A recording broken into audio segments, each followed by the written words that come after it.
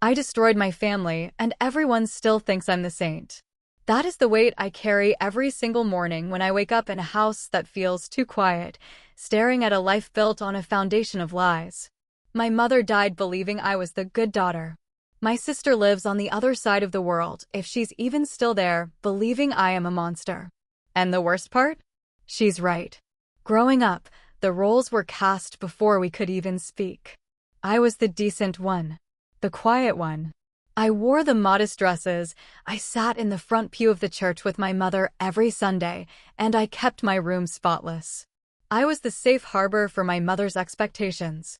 My sister, Elena, was the storm. She was all bohemian skirts, messy hair, and ink that climbed up her ribs. She listened to music that sounded like static to my mother and traveled to places that weren't on our maps.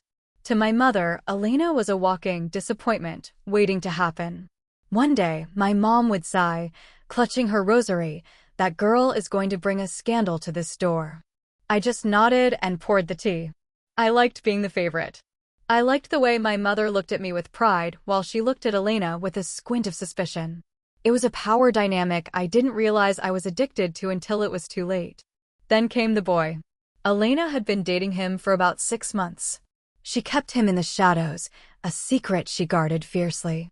"This family is too nosy," she'd tell me, her eyes glowing with a protective spark I'd never seen. "I want to be sure about us before I let Mom start her interrogations." I should have respected that. I should have stayed in my lane. But one humid Tuesday afternoon, he showed up at the front door looking for her. Elena wasn't home. She was at some late-night art gallery opening or a protest. I can't even remember now.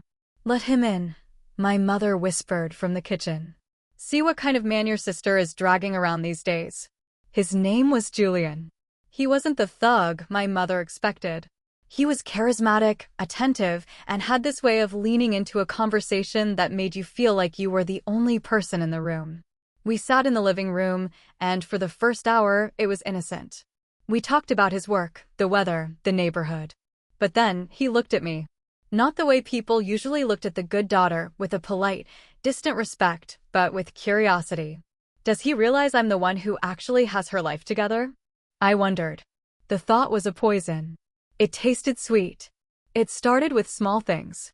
He'd come by the house more often when he knew Elena was working late. My mother, blinded by his charm and my goodness, encouraged it. She thought he was just being polite to the family.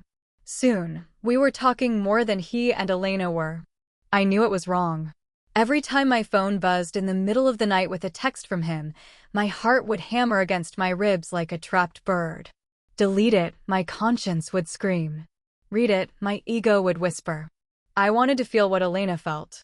I wanted to know what it was like to be the one who caused the spark, not just the one who watched the fire from a safe distance. I wanted to prove, mostly to myself, that I could take the one thing she cherished.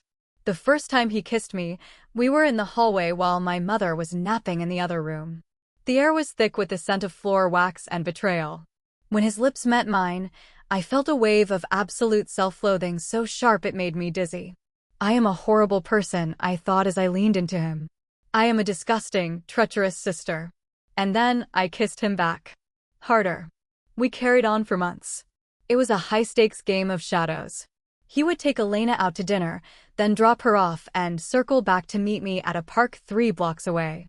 I would sit next to my sister on the sofa, listening to her talk about her future with him, while his last text was still burning a hole in my pocket. The guilt didn't stop me. It fueled me. It made every secret meeting feel like a drug. I was no longer the boring daughter. I had a secret that could level a city. The explosion didn't happen with a whimper. It was a massacre. Elena isn't stupid. She'd noticed the distance, the way Julian's phone was always face down, the way I couldn't look her in the eye. One afternoon, she grabbed his phone while he was in the shower. She didn't need a passcode, she knew it. I was in the kitchen, scrolling through a cookbook, pretending to be the person everyone thought I was. The front door didn't just open, it hit the wall with a crack that sounded like a gunshot. "Maria." I froze. I knew that voice. It wasn't the voice of my sister. It was the voice of someone who had just watched their world turn to ash. Elena stormed into the kitchen, her face a mask of red blotches and tears. She threw the phone onto the granite counter. The screen was lit up with a photo I'd sent him, a photo that left nothing to the imagination. "Is this you?" she choked out. "Tell me this isn't you." I couldn't speak. I couldn't even lie. The good daughter facade crumbled so fast I felt naked. The next 20 minutes were a blur of screaming and broken glass. Julian arrived, trying to play the peacemaker, which only made Elena more hysterical. My mother came running out of her room, clutching her chest, wailing about the shame and the scandal. Neighbors started gathering on the sidewalk, peering through the windows at the collapse of the perfect family. Elena pinned me against the wall, her fingers digging into my shoulders. Her eyes were searching mine, looking for a trace of the sister she grew up with. "Of all the people in the world, Maria," she whispered, her voice breaking into 1,000 jagged pieces. "Why you?" I had no answer. I still don't. But the real knife in the heart? My mother. Even in the middle of that wreckage, my mother looked at me, her angel, and then at Julian. "He must have confused you," she stammered, looking at Elena with disdain. "He's a man, he's weak. But Maria, she wouldn't do this out of malice. You probably provoked this with your behavior, Elena. You always were the difficult one." That was the moment I truly lost my sister. Elena looked at our mother, then at me, and I saw the light go out in her eyes. She realized that in this house, the truth didn't matter. Only the image did. She was the bad one, so she had to be the villain, even when she was the victim. She packed a single suitcase that night. A week later, she was gone. A few months later, she was out of the country. She didn't leave a note. She didn't leave a forwarding address. She deleted her Instagram, changed her number, and stepped into the void.